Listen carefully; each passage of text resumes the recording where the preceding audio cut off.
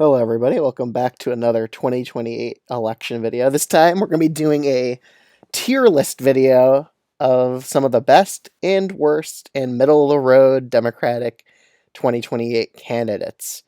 So, we got a bunch of names on this list. I recognize most of these faces. And let's just get right into it. So, we'll just start off with AOC. Now, AOC, I do think she has a good way of connecting with voters.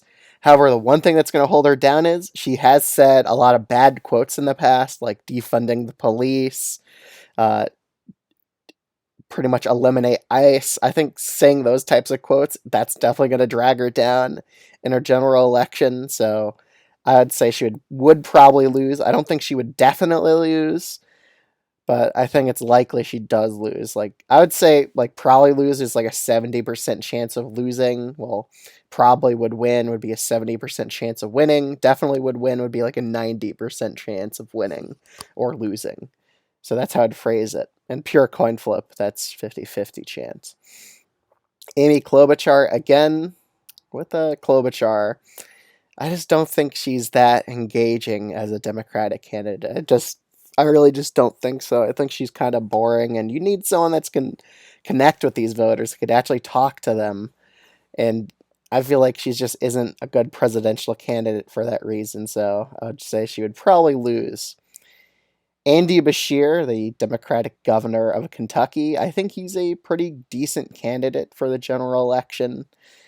He's honestly, as a Democrat, he wasn't even that right wing in terms of being like a Democratic governor of Kentucky. So he usually stood by most Democratic policies, and I think that's a good quality to him. He has a way of appealing to most of the base here. So I would put Bashir into would probably win category. Could be seen as pretty boring as well, but I don't know. I think he's a lot more interesting than Amy Klobuchar is when he talks. So I would put him in the probably win category. I think he would have a good way of connecting with rural voters in these swing states, and that's what you need to get to win. So I believe this is Jasmine Crockett. She's been making the rounds recently. In primary polling, she's actually been increasing. I've seen one poll had her at 3%, which is pretty noteworthy. She does have some viral moments here and there. I do think she's probably more electable than AOC is. So I would honestly put her. She is entertaining. That's one good factor towards her. Honestly, I would put her into the coin flip category. It could be 50-50 race with her as the nominee, but I don't think she's a surefire bet to win. She is a bit of unknown on most policies here and there. So she is entertaining. That's one aspect that she has going for her.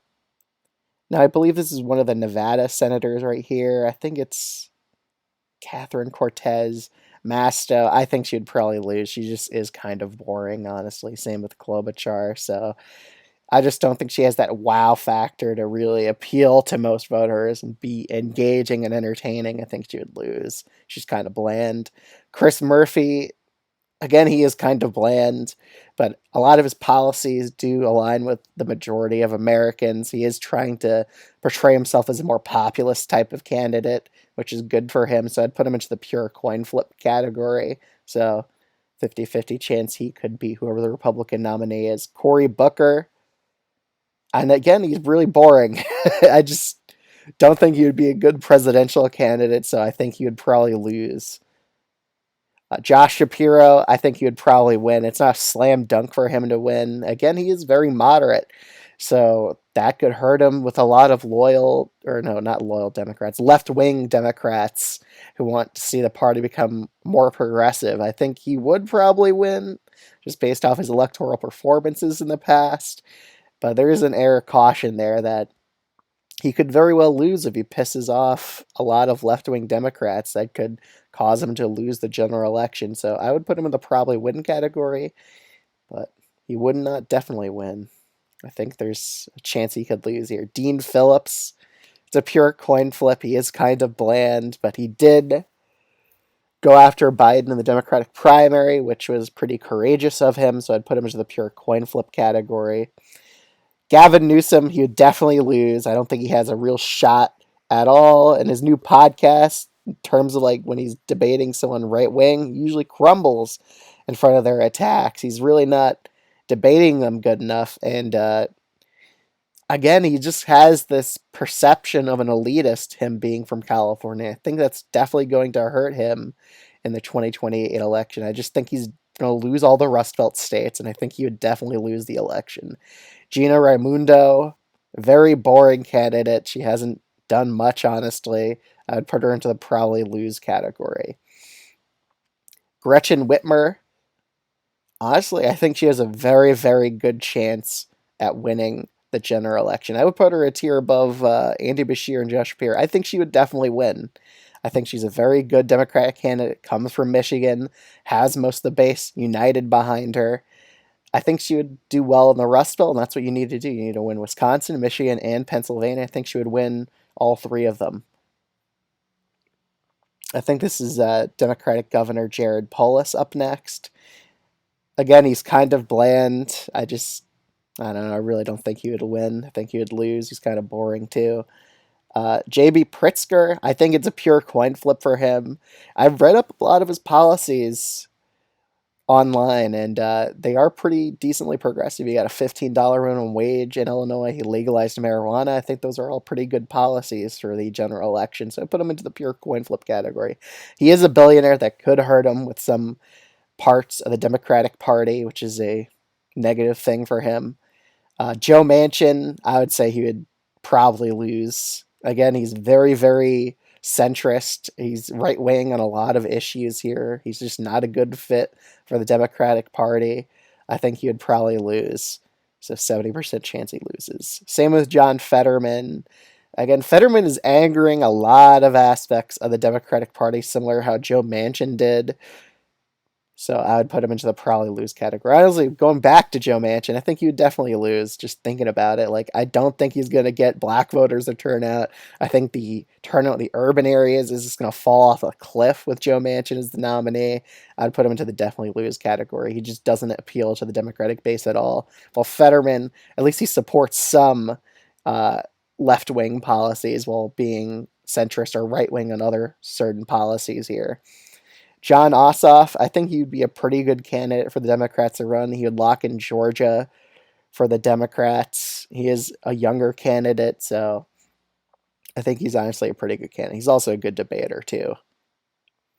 Jon Stewart, I think he would be a very good candidate for the Democrats to run in a general election scenario. I think he would sweep the Rust Belt. I think he's someone who's entertaining, he's engaging, he would appeal to the normie voter. And again, I think he would try to emulate Bernie Sanders in a lot of policies. So I think he would be a very good candidate. I think he would unite most of the Democratic base. I think he would definitely win in the 2028 election. So I think the next candidate, I think he is Josh Stein, the Democratic governor of North Carolina, the new one. I think he would probably win the general election. He won by a pretty good margin. Even before the scandals appeared about Mark Robinson, he was already ahead of Robinson by like 6 or 7 points. So he does have a lot of strength as a candidate. I think he would probably win here. But he could be seen as a bit boring. That could potentially hurt him. But I think him winning North Carolina and probably would end up winning Georgia too. I think that's a pretty good candidate right there. He would lock in a lot of those states. So Kamala Harris, I think she would probably lose the general election, honestly, against J.D. Vance. She lost against Trump, so being a loser before would probably hurt her. Again, we already saw that she struggled in turning out voters in urban areas even. That's a big reason she lost Pennsylvania was she wasn't getting good enough turnout in Philadelphia. So I think she would probably lose the election. Kathy Hochul would definitely lose. She's struggling to have good approval ratings in the state of New York, so I don't think she's a good candidate at all. I think this is Marianne Williamson. I think she would also definitely lose. I just don't think she's a good candidate. She has some extreme positions as well. I just don't think she could win over independents, so I think she would lose the election. Mark Cuban, I also think would definitely lose. He's a billionaire. He's also very centrist on a lot of issues, right-wing on some fiscal issues, which is honestly not the way the Democratic Party should go. So I think Mark Cuban would just result in the Democrats losing in a landslide in 2020 if he were the nominee. Mark Kelly, I think he would probably win the election. I think him winning Arizona would help the Democrats overall, and most aspects of the Democratic Party he could appeal to, so I think he would probably win the election, and he would do really well with independent voters as well. I think this is Michelle Obama right here. I just don't think she's going to run. I don't even know why she's on the list. She keeps denying she's going to run. So even though she would probably not run, I think she would probably end up winning. But then again, she doesn't really have a lot of experience in politics, even though she is a first lady. I just think she would probably win. But just air caution there. I have no idea who this candidate is at all. So I don't really know where to put him. I would just put him in the probably lose. Maybe it's Mitchell Andrew. That's my guess on who it is. But I think he would probably lose. I don't think he's the right way for the Democrats to go forward with some guy from Louisiana. I just think he'll be too moderate of a Democrat to win, too centrist or center right. Pete Buttigieg would also probably lose. I do think him being gay would probably be a negative in the general election because I do think a lot of Americans out there would be kind of homophobic towards him. But I do think he is a pretty good speaker. But I think he's kind of in the Kamala Harris category. I think they'll probably do pretty similarly here. He would probably be seen as more an elitist Democrat the way he talks. So I don't think he would connect with those Rust Belt voters. So I think he would probably lose as well. Rahm Emanuel, he doesn't really have that good of a record. I think he would definitely lose, honestly. I don't think he's the way for the Democrats to go forward. Raphael Warnock, I think he would be a pretty good candidate for the Democrats to run, similar to John Ossoff. He is a senator of Georgia. He would definitely help out in the South, get good black turnout. I think he'd be a good candidate for the Democrats to run. I think this is Ro Khanna. So he's a California House rep. He's pretty progressive. He's also pretty populist on the issues. I think he'd be a pretty good candidate for the Democrats to run. I think he would probably win. Roy Cooper, the former governor of North Carolina, I think he would probably win, but he is a bit on the boring side. Ruben Gallego, I think he would be a pretty decent candidate for the Democrats to run. I think he'd lock in Arizona and Nevada for the Democrats when making the Rust Belt a toss-up, so I think he'd probably win. Then we have Stephen A. Smith. I think he'd make the election a pure coin flip. I mean, he does have some odd policy positions that could hurt him with the Democratic base while also being broadly likable to like the normie voter. So I think it would be a pure coin flip with him as the nominee. Tim Walz, I think it would be a pure coin flip just because he didn't do the best against Vance in that debate, but he does have a lot of good policies that would appeal to most voters. He did have a pretty good governorship of Minnesota, passed a lot of stuff through there. So I think it would be a pure coin flip with him. Tom Suozzi, it would also probably be a pure coin flip with Suozzi. Again, he's a more moderate type of Democrat, but he does know how to connect with an average voter here. So he is also a bit of an electoral outperformer as well. He actually won the Trump won district of New York's 3rd, while Trump won it by like 3 or 4. He won by like 2, so I think that was a pretty good performance. I would put him in a pure coin flip category.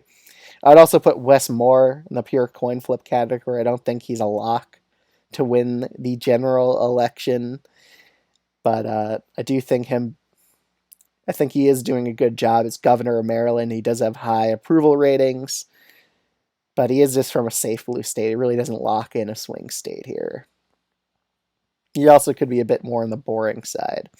But this is the 2028 Democratic tier list. Here's how I would rank all of these candidates. Let me know what you think of this video in the comments section below. If you're new to this channel, you should totally subscribe if you enjoy political videos like this one. And let me know what you think of this like type of tier list video. I think this is pretty fun one to make. Maybe I should do one for the 2028 Republican candidates.